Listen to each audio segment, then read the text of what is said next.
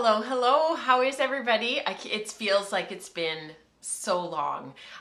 It is Tuesday, February 7th. I hope that this is finding you very, very well, wherever in the world you are. Welcome to Woolen Spinning. My name is Rachel. I can be found on Instagram as Woolen Spinning and over on Ravelry as Welford Pearls. And I just want to welcome you to this place. Thank you so much for being here. There is wool flying all over the place here. My nose is itchy. Welcome to this place. Welcome to the live stream. If you're here watching live, thank you so much for being here. If you are new to the show and you're just checking it out for the first time, I hope there's something here that you enjoy and that you find benefit from, and welcome. Thank you so much for checking out the show. Don't forget to hit the like and the subscribe button, and make sure you turn on notifications so that you know when a new show has been posted. That is fantastic. It helps the show be seen by other people who might have some of the same interests as us. So it's so good to see you guys. Suzanne is here, and Dana and Melanie. Kelly is here. Rebecca's here. It's so good to see you guys. Tori and Charlotte. Elaine, Dion just popped in. Thank you so much for being here, you guys. Thank you for taking time out of your busy schedules to be here to spend some time talking about yarn. I really appreciate it. All right, so we have quite a lot to talk about today. We've got a lot to cover and we've got a lot of things to share. So I'm gonna just get right into the show. But first, I'm just gonna mention what we're going to talk about today. I have a new spin that I finished in the last 3 weeks from last show, and so I thought I'd share that with you. I have a little bit of progress on my pressed flowers cardigan that I wanted to share, and then I have some progress on some other spins that are long term that are happening in the background just over time. So I thought I would share those with you guys, and if we have time we will get into community participation. Whenever we have these breaks, I always feel like there's a lot to cover when we come back together. So sometimes we just don't quite get to community participation, but fingers crossed that we can do it today. So thank you again for being here, and let's get into the show.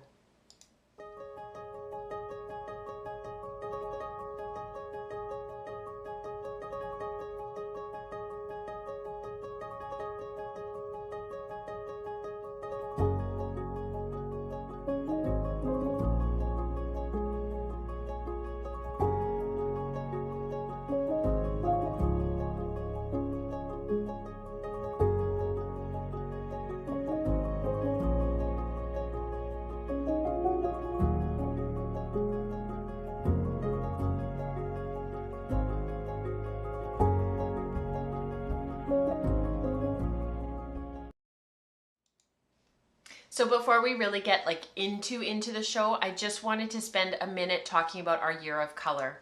This is something that's going on throughout the entire year. We're spending 12 months diving deep into color. Spinning Pearls is the vlog and the PDF that is released to patrons of the show, depending on your pledge level over at patreon.com/woolenspinning. And we started out the year just with some basic definitions. What is a hue? What is saturation? What is value? Just as a place to start. And then into February, which is this month, everything was released last week, and we started talking about optical mixing. We started talking about creating mud in our yarns. How do we do that intentionally? And now we're looking to sort of March, April, May, and so on. We're gonna be looking at the color contrasts. We've got people in the community that are spinning samples, and those get shared on Spinning Pearls the last Tuesday of the month at 10 a.m. Pacific, and that comes up as a premiere. So if you're new to the show and you're wondering why on the last Tuesday when you think the podcast is supposed to be going, it's a premiere, it's because that's the Spinning Pearls, the part 2. And so that is for everybody to sort of see what the community is creating and to see what we're making. If you want to see the theory part and you want to know what Rebecca and I are working on, then please subscribe so you can jump in and get all of the content. Rebecca hosts the Wool Circle stream, and she's been talking about all of the different things related to color, blending color. They have been working through color wheels since since January. We kicked off the Wool Circle with a 2-part interview with Katrina of Crafty Jack's Boutique. If you've been around the community for a while, you know who Katrina is. And that was a 2-part conversation. The first one has been released for everybody. You can watch that regardless of whether you're a patron of the show. Thank you so much for watching and for tuning in. And then the second part is for patrons of the show. So please jump in if you're curious about learning more. And then Rebecca's been talking about the wool circle. There's been a couple of bonus episodes about color on the wool circle, and she's been working towards completing her own color wheel. So many of us have been doing that, and many of us have been working on our own in the background. Mine is actually out of reach right now, but we've all been sort of doing different things. So if you're curious about the year of color and you want to jump in, please don't hesitate to just jump in with both feet. I was saying to Dion this morning, I'm actually in progress of working on a video that would just help you guys to understand like where to find everything. So when you first join Patreon, it'll be a video of like all the things and where you can find everything. So I am working on that in the background, and just and I'm hoping that that will be out for March 1st. So fingers crossed, no promises, but that's the plan. So that's the year of color, and if you have any questions, please just pop them into the chat. I really like how YouTube is doing the new chat. They've done color for all of it, like everybody's names. They've changed it a bit. It's so much easier to see. So yeah, super great. All right, let's get into talking about some of my projects. So I wanted to start with a spin that I started because I needed something. I needed a palette cleanser. I needed a quick win. I needed something to, like, one more braid out of my stash that was stashing down. It was one more sort of that was out of my stash. And what I ended up grabbing was a braid of West Coast Colour BFL+Silk. And can you believe I did not take a picture of the braid before I started breaking it down? I don't know what I was thinking. I just didn't take any photos of it. So I'm very sorry about that. So let me just move some of this stuff out of the way, and then we'll talk about this little wee skein here, which is about 450 yards. I think it came out to be about just shy of 500 yards, but I haven't washed it yet, so I'm not totally sure where it'll end up. And I'll just turn the skein a little bit for you guys here so you can see all the colors. Very natural, very neutral. These two are also West Coast Colour, and you can see there's a theme here. And this one, of course, is very, very similar to what I'm wearing, which is the straw colorway from Cascade Ecological, and it's the straw. So very, very similar. You can, for those who are new to the show and are just checking it out for the first time, there's an aesthetic here. There is a certain love of a certain color that I wear a lot and I love and I enjoy, and it looks good on me, and I feel myself when I wear it. So you can see that Lynn's of West Coast Colour, she's the dyer behind West Coast Colour, a lot of her stuff has my colors in it, and so I do tend to gravitate towards working with her stuff. There is no colorway name because Lynn doesn't do colorway names. Because of the way that she dyes, she tends to pour the dye on randomly, so she doesn't have colorway names. Yeah, good question, Kelly.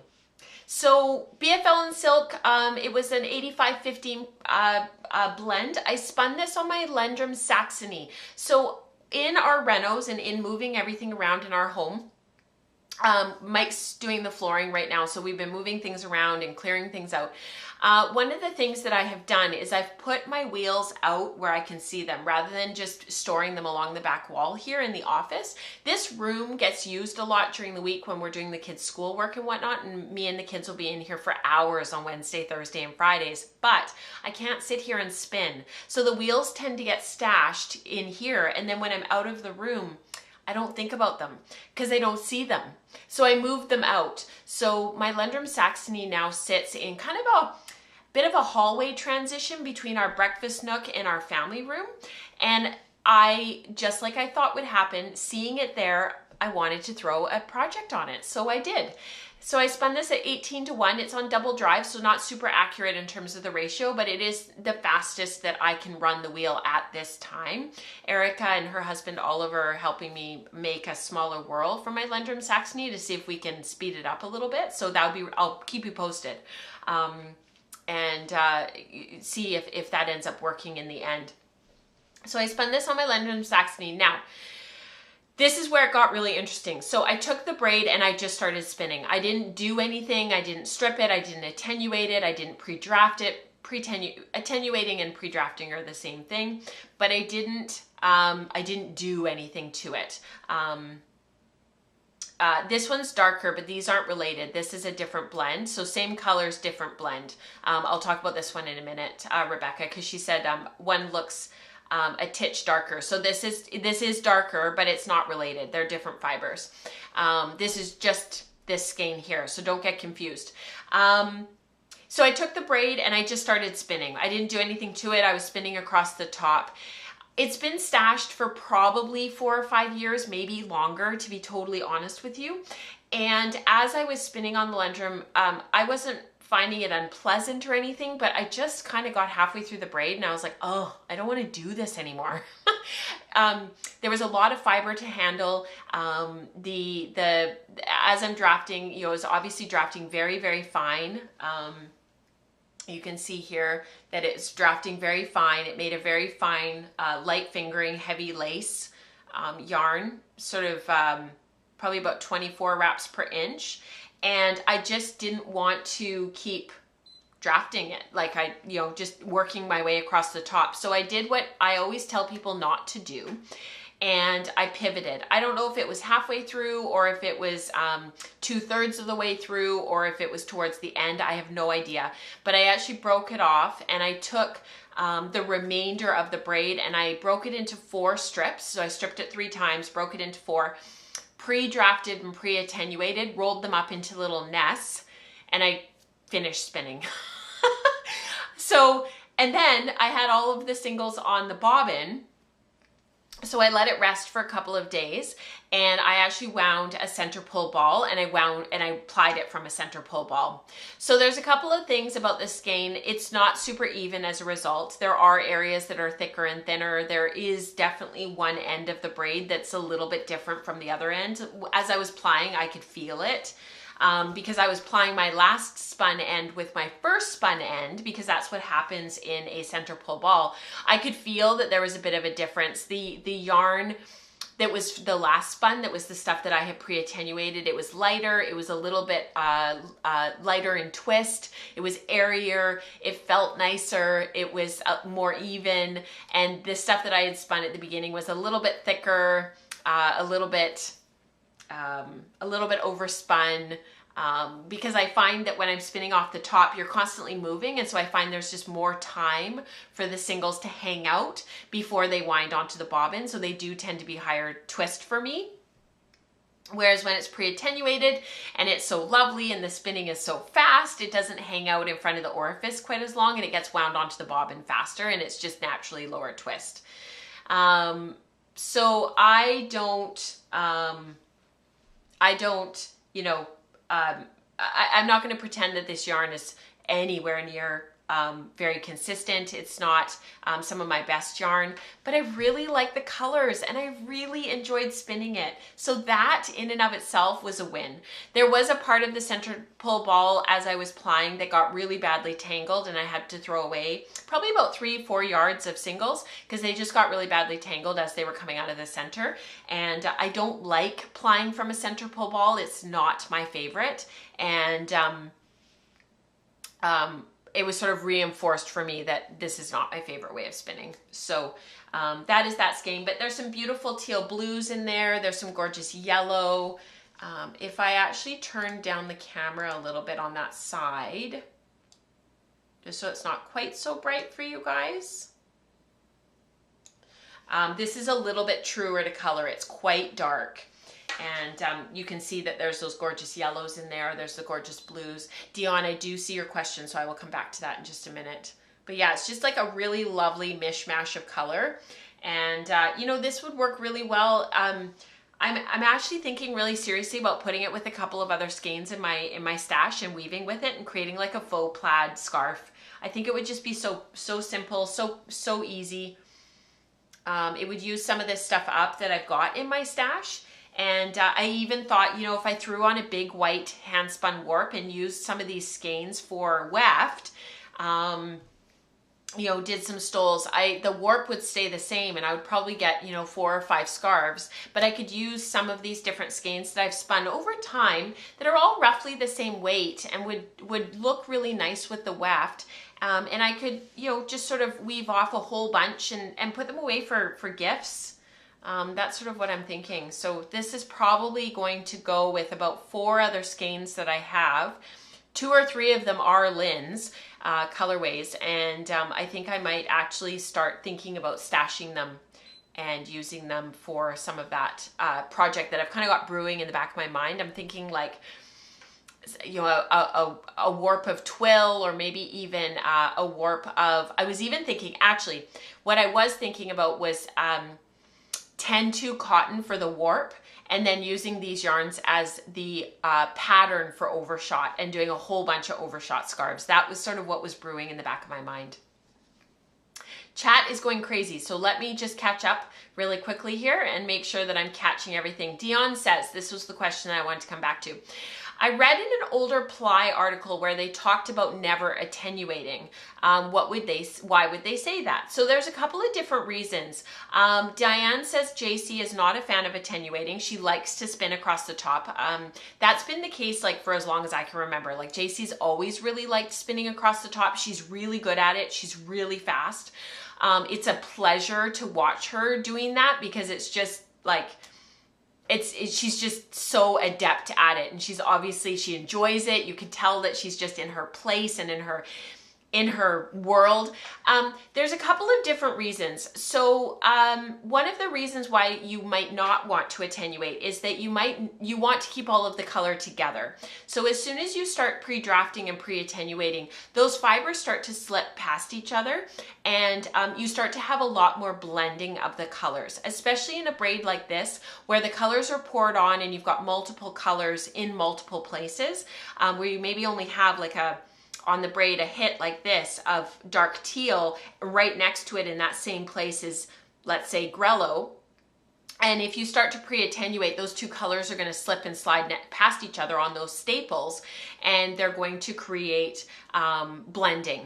And it'll take that intensity that the dyer took the time to put on the fiber, it'll take that intensity away of those colors because they're no longer clean or pure, as pure as we can get on the fiber. The other reason is there's no prep. You can just sit down and spin. The other reason is that a lot of people feel if you're buying, say comb top, for example, and it's a beautiful preparation and it's been really nicely handled and managed, by the time you get the chance to spin it, like preserve the preparation, why redo the preparation? So those are sort of some of the highlights that I would think of off the top of my head that people would not want to attenuate. The other thing is some people feel like they can spin a very consistent yarn if they want to spin very fine and they want to spin very consistently. If they don't pre-attenuate, Judith Mackenzie McEwen talks about this actually, where if you don't pre-attenuate, you don't pre-draft, often because you're pulling against a little bit of resistance in the braided fiber and in the preparation, you often will get a very consistent, as long as your distance of draft stays the same, so how far you're pulling or how far you're drafting back, you'll get a very, very consistent, very fine yarn. It's one of the ways that you can teach somebody to spin a really consistent lace weight yarn when they're first learning. So the reason to pre-attenuate and pre-draft, because it's just decisions. There is no right way or wrong way. It's just one gives you a different product over the other one. One of the reasons to pre-attenuate and pre-draft is because of that slippage and because you're drafting the fibers out and you get these lovely long transitions of color between the colors that the dyer has placed on those braids. The other thing, I don't pre-attenuate when it's a big hulking braid. If I'm going to spin across the top and I'm going to spin from the braid, I do not pre-attenuate. I just sit down and spin. Because once you start drafting it and once you start pre-drafting it and attenuating it, we're using those 2 words interchangeably, you tend to get, the braid starts to fall apart and it's just too much fiber to try to manage. You've got all this stuff in your lap. It's going every which way. You've got this big thick thing of comb top that's now got air added to it and it's just like totally overwhelming. I think that's the primary reason for not pre-attenuating attenuating comb top, the commercial comb top that you buy, like a braid that you buy. However, if I strip down my braids and I want to do a fractal or a blended 3-ply or a blended 2-ply or a hauser or a cable yarn where I want to jumble up the colors and I want to create a really what we would call a traditional 3-ply that looks like this, except that there's just one more single added, where you've jumbled up the colors and you've really kind of mixed them all up together, and there's no longer any overt, really long striping, then I will pre-attenuate, and that will just help with the drafting. It makes the drafting really super smooth. You can spin a beautifully smooth, high grist, meaning lots of air, high grist yarn that is light and airy and even. You can often, as you're pre-attenuating and pre-drafting through that strip of fiber, you can find any, what's the word? Places where it's not nice, where there's maybe a chunk of silk that came through that needs to be pulled out, or a couple of neps that need to be pulled out, that kind of stuff. And you just get a really beautiful prep. And then from there, you can mount it onto a disc staff if you're going to pre-draft a whole bunch, maybe 2 ounces for half of the braid, or maybe the full 4 ounces, and you can organize it and keep it on your disc staff. So lots of different reasons to pre-draft, lots of reasons not to pre-draft. It really depends on what you want your yarn to feel like, to look like, what it's going to be used for. If you want a slightly lower grist yarn, there's not going to be like this massive difference of like thousands of yards per pound difference, but you might have a difference of a couple of hundred or a few hundred yards per pound between the pre-drafted skein and the non-pre-drafted skein. But if you're weaving and you want a slightly denser yarn and you want it to be able to withstand the tension on the warp, but you want a really light and airy weft, you might pre-draft some of it and not pre-draft some of it. So it really depends on what your end goals are, what's your end use. We have to use our yarns so that we know what we're creating. If you do something like this where you kind of have a Heinz 57 of techniques that you do in your skein of yarn, and you've got some pre-drafted, some not pre-drafted, center pull balls, so you're changing the twist ratios because what comes out of the center of the ball has more twist than what comes out of the around the ball. So right there you've got a little bit of spiral ply going, even if the naked eye can't see it. All that stuff, when you go to knit with it, if you don't notice it and it comes out in the knitted fabric and it doesn't look like any different than some of your other yarn, and it knits beautifully and it wears beautifully, you win. Point for you. So don't worry about it too much, but try lots of different things and see what you come up with. Kelly says, well, thank you for the enabling. I now have a bunch of fiber coming from Lynn. That's awesome. Good to see you, Dagmar. Rebecca says, splitting and pre-drafting is also the difference between love and hate for me when I'm spinning a 10-year-old compacted braid. That's part of what happened with this. It was very compacted. It had been in my stash for a very long time. I actually think it was a gift from Katrina, if I'm being totally honest. And just the pulling, and there were some chunks of silk that were coming through, and there were some areas that needed to be pre-drafted out, and where the BFL had gotten a little bit fuzzed up and a little bit roughed up, where it was almost sort of creating like a fuzzy knot kind of thing. And I just thought, no, I need to punt, because I'm not going to finish this, for one, and I need to just pre-draft it and break it up and open it up. Dorothy, great question. How does pre-drafting affect the durability of a sweater yarn, assume that it's worsted spun? That will really come down to how much twist your yarn has in it, what the base fiber is, what did you start with? Is there some silk in there for strength? Did you spin it really super light and airy and you didn't put enough twist into those singles for your sweater yarn, that now that it's a braiding, everything's coming out?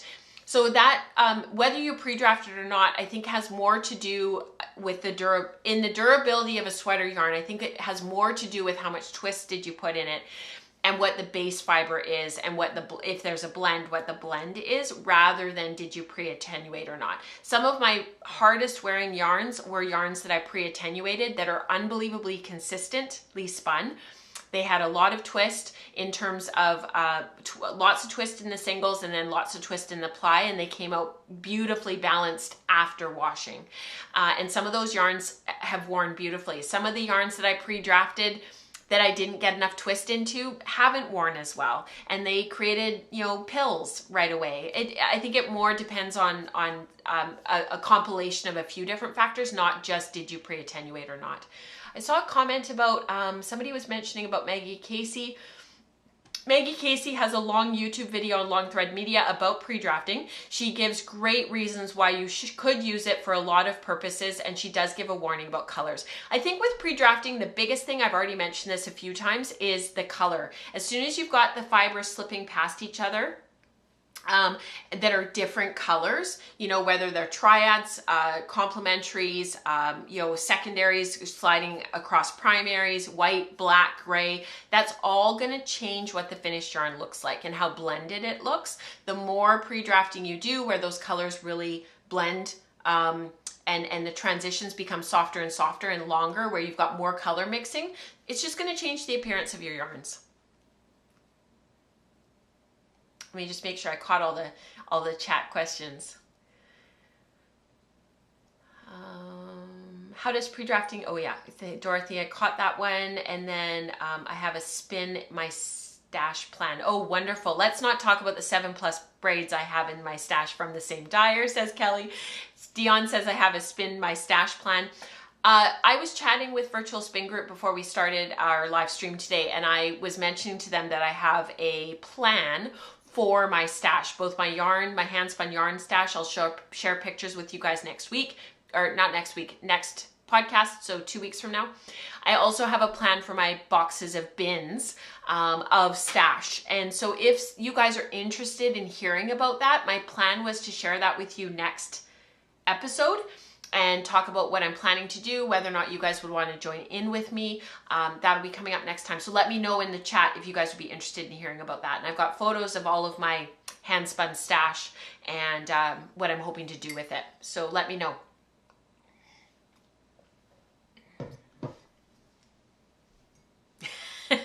Lisa says, just here supporting everybody's spinning their stash plans because I am not deluded enough to believe in my own plans. Oh, Lisa, I love it. All right, so I wanted to share with you a little bit about my pressed flowers cardigan. I'm at a point right now with it where I'm a little bit stuck, and this is what the finished sweater looks like. And it's just a beautiful sweater by Amy Christoffers. And the original yarn that I had chosen as the contrast color just ended up not working in the end. I punted. It was going to be just a terrible yarn chicken thing. This is pre-drafted fiber here, you guys. I had to pre-draft this fiber. I can talk about that in a moment if you would like. Just let me know. This is the other skein that was sitting next to the one that I just finished. This is the other one. So this is the contrast color on this sweater is West Coast Color. It's Karma in 50/50 Merino Yak. So the reason why I pre-drafted all of this fiber and why it looks like this is because the yak, when I went to spin it, if I didn't pre-draft it, there was chunks of yak through it. And I just really had to pre-draft it to make sure that that yak was beautifully mixed in and blended in with the merino. Another option that I could have done was throw it onto the drum carder and pulled off hand pulled roving, but I still found that the yak was being left behind. So in the end, pre-drafting, stripping the braid down was what worked really beautifully for this yarn. And part of the reason why it's a titch darker, and Rebecca noticed that at the beginning of the show, is because of that yak, because it's 50/50 and yak is dark brown. So that's why it's so dark. So you guys know how much I love Amy's patterns, how much I love her designs. She's totally my aesthetic. I just love her stuff. So this is where I am at with this sweater, and I'll just move Diana over a little bit here. I did lengthen the body, so I actually did finish the body of the sweater. So as you can see, she is knit all the way up to the arms, and then you separate for your yoke and you knit your front piece and then your other front piece and then you knit your back piece. One of the things that I'm really surprised about, and I'm sure you guys are noticing this on the live stream because I can see it right here and I can see how it's registering. It's really dark. So when I look at this up close, there's beautiful light brown through here. There's some gorgeous yellow coming through up here. This is gorgeous dark green. I can see a change and a difference in real life. But as soon as I get further away and those dots of color get smaller and I'm looking at it from a distance, it just looks like dark brown, muddy brown. Just a gorgeous dark yak, dark brown. So it's interesting that like up close you can see those dots of color, but from a distance, optical mixing wise, all you see is a gorgeous brown. And actually, I asked Mike the other day, I held it up outside. It wasn't raining. It's been raining for days. And I held it up for him. I'm like, does this in natural light? And I said, does this look forest green to you or brown? And he said it's somewhere in the middle. So I thought, oh, that's pretty accurate actually. Okay. So this has been a little bit of labor of love. You guys kind of know that. If you've been around for a while, you'll sort of have heard me wax poetic about it. I did the bind off for the sleeves the way that Amy asked for in the pattern. I often just do a 3-needle bind off when there's a whole bunch of short row shaping and whatnot, but this time I followed the pattern. It is meant to be a drop shoulder, but it's not like an overt drop shoulder. It's a little bit of like what I would call like a faux drop shoulder. It's kind of somewhere in between. I probably could have knit this one size up, but again, I was concerned about yarn mileage. This is my last skein that I have of this yarn, and I've used up almost all of the second skein already and I think I'll actually knit through it on this first sleeve, and I'll need to go into this one for the second sleeve. So it's a bit of a yarn hog because every second row you have 2 rows. So every 4 rows, 2 of those rows are your contrast color. So even though you're only seeing the flower, every other stitch is slipped. It's mosaic knitting all the way up. The seaming actually went really, really well. It was simple, it was straightforward. I had it done really quickly. I was really surprised and impressed with myself, if I do say so myself. And yeah, it's funny how like there's these rows every so often that really come through that you can really see. Like it's no different than the row above or below, but it's just that much darker. Isn't that interesting? So like when I look at this in real life, on the monitor, this all right here looks really, really dark, and like up here is really, really dark, but it's actually no different. It's just that much darker than the rest of the sweater. Now, what my big dilemma is the sleeves. So you can see here that I have started the sleeve. I am already 1, 2, 3, 4, 5, 6. So 3 chart repeats down into the sleeve. You can see the color, the nuances of the color a little bit better there. Now, the pattern has you pick up a certain number of stitches in the sleeve. I tried and tried and tried, and you guys know, like I try. I do not give up. I am a full flower repeat short, and the chart repeat is 16 stitches. I am a full 16 stitches short on this sleeve pickup. So while it looks correct in terms of the width, where you pick up, it looks right, and it doesn't look like it's flaring out at all. It's a wee bit small. So, and fitting in those extra 16 stitches, like the sweater was having none of it. There was no way that this armhole was having it. So I had 2 choices. One was just to keep knitting with 16 stitches short and hope that the sleeve won't be too tight, because like I can put my arm through it. It's just there's not a ton of room. Or undo all of this and add more length so that I could pick up an additional 8 stitches on each side. So I would have had to add about 4 rows of knitting. So I went for option B, and now I'm 3 chart repeats in, and I'm sort of like, oh, I don't know if I made the right decision or not. So when I go to block it out, I'm gonna have to really block the sleeves out and really stretch them out. So what I did was, because it was causing me anxiety, I started on the button band. So instead of like, you know, dealing with it and tackling your problems, you know, head on and being really, you know,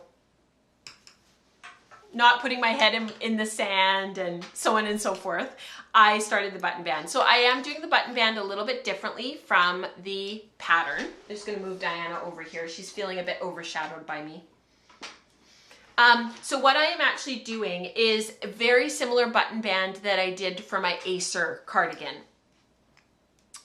So what that looks like is instead of picking up all of your stitches all the way around and then knitting I think the pattern calls for 2x2 or 4x4 rib or something, and knitting out to 1 inch, including your buttonholes and binding off, I'm actually doing a seamed button band. I really like what they look like. I think it looks very professional. I think it looks like a store-bought sweater. I think not that that's the gold standard by any stretch, but I really like the tailored look of it. It also helps when you've got that seam there to hold your button band and hold the length of the sweater in check.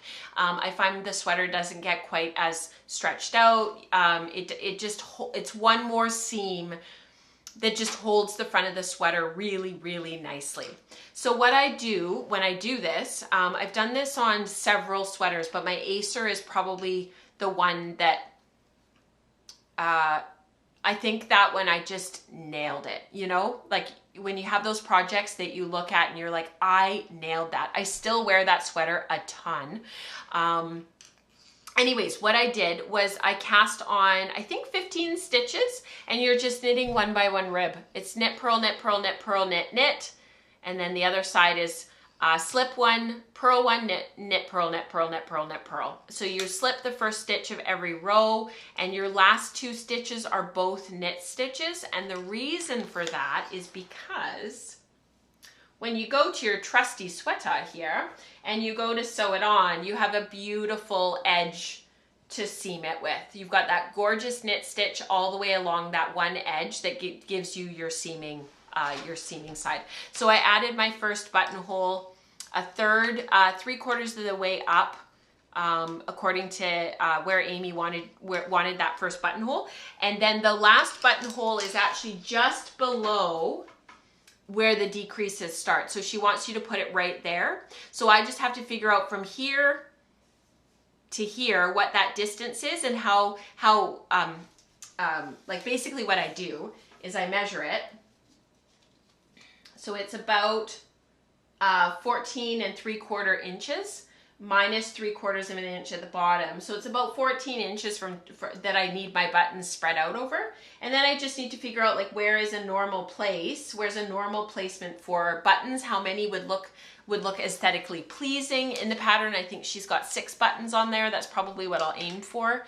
And then I just evenly space them out so that I know exactly where to put the next buttonhole. And then that goes all the way up. I'll do the last one when I hit here, and then I'll just keep knitting. And honestly, this is so fast. This is like 10, 15 minutes of knitting at work, like really, really, really fast. So no harm, no foul. There are so many questions in the chat. So let me see. Yes, please share your plans. Okay, awesome. Sounds super fun. I'm on a spin for a minimum of 5 minutes a day for February. That's great, Alberto. Working on the last fleece I have in my stash that has slowed me down all of 2022. Let me know how that goes. That's amazing. Your last fleece. My spinning time's gone out the window since getting a puppy. Yes, I hear you, Christine. I remember feeling that way when we got Charlie, especially because he was quite sick as a puppy, and so we were up in the night. It was worse than a newborn, honestly. And I've had 2 kids, so I feel like I can say that. We lived on the 3rd floor of an apartment, so it was just like a nightmare, and having to take him out multiple times in the night. Puppies are hard. They're a huge time investment. I totally agree. That's a good way to work with yak and wool. Yes, for sure. Let me just catch up. Do you have a photo of the sweater up close so we can appreciate the colors? Dorothy, you know what's so funny? Every time I take a photo of this sweater, it looks terrible. It looks gray. It looks muted and understated. It doesn't look really super pretty. So what I'm waiting for is a gorgeous day outside that's just perfect for photography. And I'm going to run outside and I'm going to take a bunch of photos, and then I will post them. Yes, it does look really tight, doesn't it, Dagmar? And the thing is that up here, like when you start to stretch it out, like there's so much stretch and give in this that there is a part of me that wonders if this is actually going to stretch out quite a lot. Because like I'm pulling it up over my sweater that I'm wearing right now, which is very, very thick because it's Aran weight, and like it's stretching, and it doesn't affect the integrity of the fabric. Like it still looks correct. So I just need to think about it. I think what I'll do, I've actually kind of already decided what I'm going to do. I am actually going to go to the other sleeve and see if I can get all of those stitches and see if I can pick them all up and then knit a chart repeat and see what I think. And then I can punt on whichever sleeve needs to come out. It's worth it. This sweater is so much work. It is worth it to get it right, even if it takes longer. I don't have anything else that I want to be knitting right now. What I really want to be doing is working on my support spindles. And I'll show you what Sam sent me next time. And I filled it up, Sam. I filled it up. I did it last night, and I've just been really enjoying spinning on the spinning spoon and spinning on the beanbag in my lap when the spoon doesn't work, and going back and forth and trying different tools has been lovely. And that's what I really want to do. Would you be able to lift your arms and not have the whole sweater rise in the air? I don't know. We'll see. I lengthened this by about 5 inches. I lengthened the body. So we'll see. Yeah. Would you show the wrong side of the knitting, please, just so we can see it? Absolutely, Christine. The inside of this sweater is beautiful. So what I did do before I started the sleeves, before I did all the seaming, not the sleeves, before I did all the seaming, I actually wove in all of the ends. So this end that you're seeing here is one of the last ones. And this actually goes to stuff over here. But yeah, that's the inside. Isn't that crazy? That's a lot of yarn. It's basically double thick. And with the yak, this is going to be a very warm sweater. And the gray yarn is from Disdarrow Ranch. Their website is shut down, so I'm not sure what Lori's doing. But it's her Copaca, so it's already a 50% Corriedale, 50% alpaca. So like this sweater is going to be really warm, which I'm looking forward to. I want something like that in my stash. There are 5 flowers on the edge, and do you want 6 buttons? Isn't that weird? Yeah, but it doesn't match up. The buttons don't match up with the, like that'll be too far apart, Dagmar, I think. And on the sweater, if I show you guys, on the sweater, she's got 6 buttons. They don't match up with the,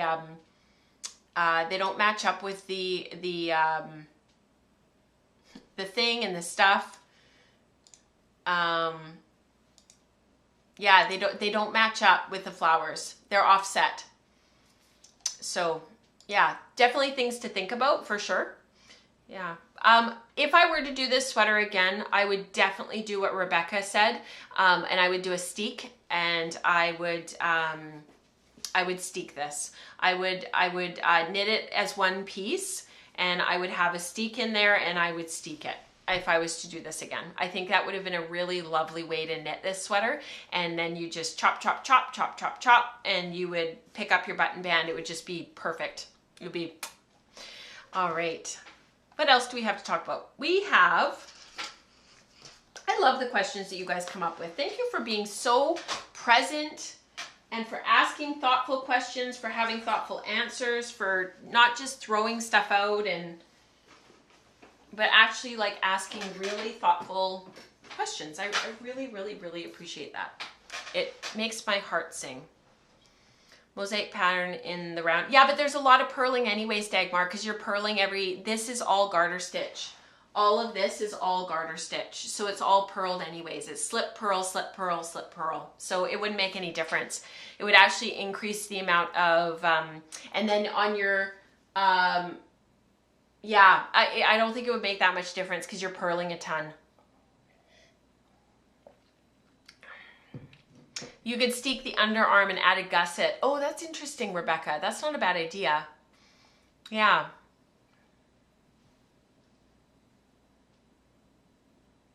Okay, good to know, Kelly. She says, listen to Andrea Mowry talk about her new cardigan and why she had to switch to stranded versus color work versus a mosaic for the steek. Okay, I will.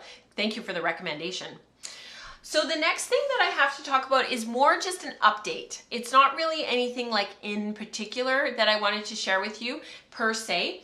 This is a skein also of Lynn's West Coast Colour. I feel like this is an hour-long advert for Lynn's stuff today, but that's okay. I'm a huge fan. I love Lynn. I think she's wonderful. The camera's not doing a great job focusing on this, and I feel like it's quite washed out. So if I turn this camera right down and take that brightness out of it, it'll probably help.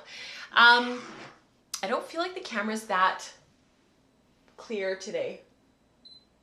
It's just not doing a great job. I'm gonna have to get Mike to look at the settings on it. It should be way more high def than it is. So I have been working on this spin. This is West Coast Colour Toothy. So this is a Toothy blend. It's just a smattering of a whole bunch of wools that go into the wool pool in on the eastern border, or sorry, on the eastern seaboard. So it's a combination of wools from that eastern, northeastern kind of pocket of the United States, as well as Ontario and Quebec. So it's just like a Heinz 57 of wool. And Lynn doesn't know exactly what's in it, but she thinks that probably the principal fiber that's in there is Perendale.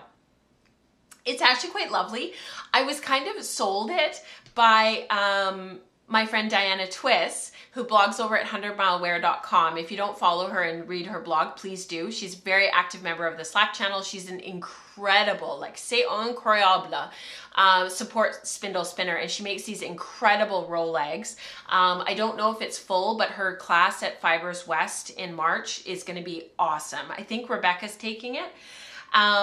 Anyhow, she bought some of this stuff from Lynn, and she spun up just the most incredible sweater yarn. I think she knit it into, what was that sweater, you guys? Her sister designed it, Laura. Parmesan? What was it? Ptarmigan. It was the ptarmigan sweater. I was like, all I could think of was the bird. Anyhow, and it was just like beautiful, and it kind of sold me on it a little bit. So I have been working on this when I don't have anything else that I'm working on. So if I don't have any fiber prepped for my Kainnu spin, then I work on this. If I don't have a braid from Stash that I'm working on, that, or I don't feel like working on it, I work on this. So the results have been, this is the remainder of the 2 bobbins that I applied for this first skein. And I'm going to ply as I go because I need to keep bobbins free. So I'm not going to spin like 10 bobbins or store all the singles. I'm just going to ply as I go. I've been spinning for long enough. I'm a consistent enough spinner. I can just do that. And so I plied up this first skein on my Ashford e-spinner. It was brilliant. It worked beautifully because this yarn doesn't need a ton of twist. It's just gorgeous on its own. See that twist there, and you can see the natural color coming through of it as well. It's just got that natural, right in there, that natural brown, as well as the grello overlaying it. Lynn kind of space dyes this, so there's a lot of natural color of the natural brown wool coming through as you spin, which is really lovely because it creates this really beautiful heathered appearance and heathered effect. And now I'll fill up these 2 bobbins again, and then I'll ply. So I just finished spinning up this one. This was about, give or take, 3 ounces. I haven't been worrying about spinning through the entire braid. I have 6 in total to spin. And so I've just been breaking down each of the packs of fiber. I have them right here, actually. Let me just show you. It's easier to show you guys when I'm talking about this stuff. So what I've been doing is taking these. These are roughly 100 grams, and they're $12. Like, they're nothing. They're cheap, cheap, cheap, and you can buy a whole bunch of them and spin them up. And they're not super, super, super easy to spin. They're a little bit challenging because there are so many staple lengths in there. There's short, there's long, there's everything in between. So getting back to our discussion about pre-drafting and pre-attenuating, I have been pre-drafting this. And what I've been doing is I'm down to my last little nest here. This is my last one that I have pre-made and pre-done. I've just been sitting quietly when I have nothing to do with my hands and I have a minute, like I'm waiting for the kettle to boil. And I've just been stripping it down and creating these little nests of fiber, and they spin so fast. And I've got this on my Magicraft Susie. No, I have this on my Rose. I'm spinning 27 to 1 to just keep it super fast, keep it moving really quickly. I am putting a fair amount of twist into the singles. It's not high twist, but it's more than, it's high end of medium.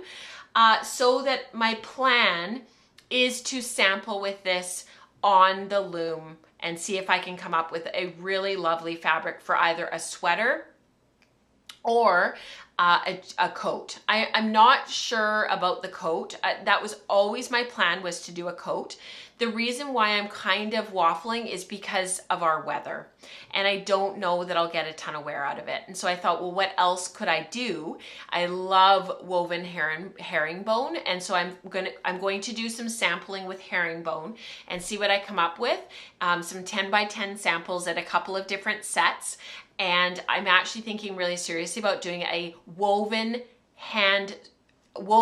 / sewn cardigan type sweater, because I wear stuff like this all the time and I would wear it. So that's sort of what I'm thinking. So that's an update on the Toothy. If anybody has any questions, just let me know. Is that Toothy? It's beautiful. Thank you, Rebecca. It's so lovely. The new shift cardigan is stranded and not the usual mosaic because Andrea tested steeking mosaic and found that it didn't work. Oh, that's so good to know, Martha. Thank you. Closing the app. Oh, yeah, it's, thank you, Kristen. Is that the sweater that is a sample knit at Knit City? Which sweater? Kelly, was that a question for me or was that somebody in the chat?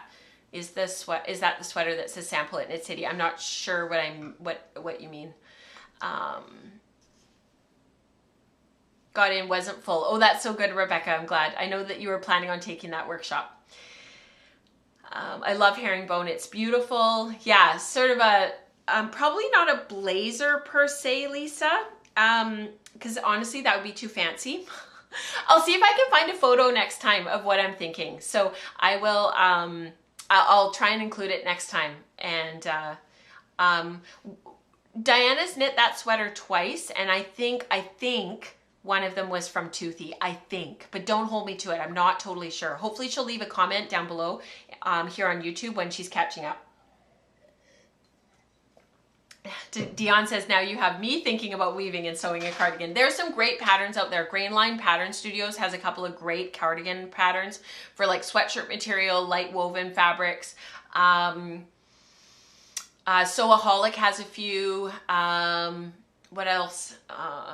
Closet, what are they called? Closet Case, Cut Closet. What's that pattern company name? They have a few. Anyways, there's lots out there, so it's easy to find. Now, the last thing that I wanted to share with you was really honestly just an update. This is my Kainnu Harmas. This is the finish wool that I've been working on.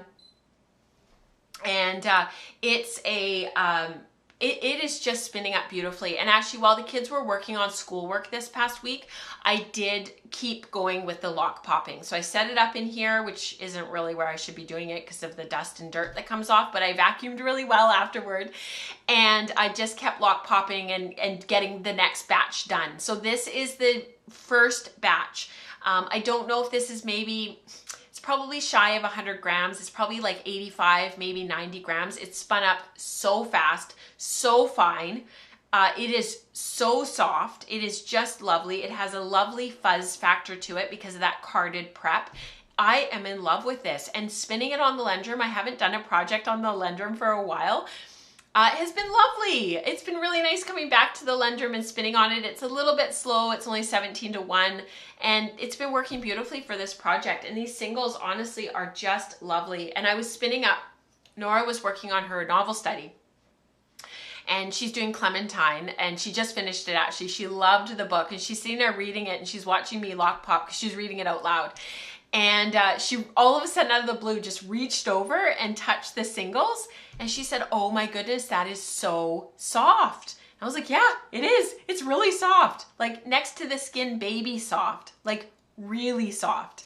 So I've been really enjoying this project and I'm excited to get the next batch done because my plan this year is always to have something from fleece. So this is my fleece project until this is done and then I'll go to the next one. So this is from fleece. I've been lock popping the locks and just opening them up, throwing them into the bin. Once I have enough, I've been carding up bats. So this is all of that first batch spun. And there's a lot of singles here. So I'm gonna get some fairly decent yardage out of this. I haven't decided if I'm gonna do a 3-ply or a 2-ply yet. And I haven't decided on the end use just yet. So yeah, but I'm really enjoying it. I'm really, really enjoying it. So that's the last project. If anybody has any questions. Yeah, the gray is absolutely gorgeous. I just love this. It's so light. It's just and it's well blended. Like it's not like there's any parts of the singles where I was spinning and I was like, oh, there's a lot of gray here. It's not like that at all. It's beautifully heathered. It's even. All of the locks are very, very similar. The similar kind of gray. Almost has a bit of a blue tint to it. So it's almost like a bit of a little bit blue. It's sort of, I think Amanda would say it's biasing a little bit to blue. Even though it's a natural shade, it definitely has a blue feel, which is fine by me. I love it. I love it. So thank you to Amber for saying this to me several years ago and I didn't get to it and I'm sorry. I'm really enjoying it. Silver gray is one of my favorite colors. It matches my hair. Oh, lovely, Christine. Did you lock pop it and then card it? Yes, and I talked about that quite extensively on a previous episode. I think it was 258. I think it was episode 258. Oh, closet case patterns. Closet core or closet case? I feel like it's closet case patterns. Closet case. Yeah, closet case patterns. Oh no, it is closet core.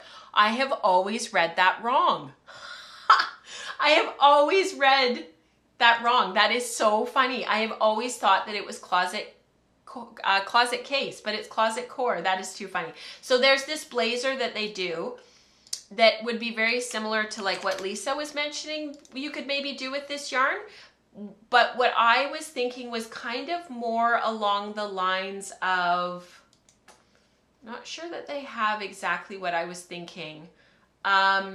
I was kind of thinking about like this robe, but it would be like a robe to wear as a cardigan, not as a robe to wear like as a bathrobe. But they have this really great, maybe it wasn't them. They had this really, I had seen this really awesome Grainline Studio, I think is the one. They have this really great, oh, what's that word, you guys? I need words. Cardigan. Thank you. They have this great cardigan called the Driftless cardigan, and I had actually thought about that. So I just threw that into the chat for you guys. There's other patterns that I have my eye on as well, but those were the two that I was sort of in the back of my mind. I was thinking, ooh. So the robe idea was one where it would be like, it would have a waistband and it would come around. It would be like a wrap cardigan. So instead of a robe, it would be a wrap cardigan like this. And then the other idea was sort of more of like a traditional cardigan in a slightly heavier weight fabric than the Driftless cardigan. So anyways, that's it for today, you guys. We'll do community participation next week. I hope you have a wonderful couple of weeks. I am running out of my voice. I can feel it. So I hope that you guys have a great couple of weeks, and I will see you hopefully over on Slack and in all of the teaching content and the Wool Circle. So thank you for being here, and I'll see you guys next time. Bye.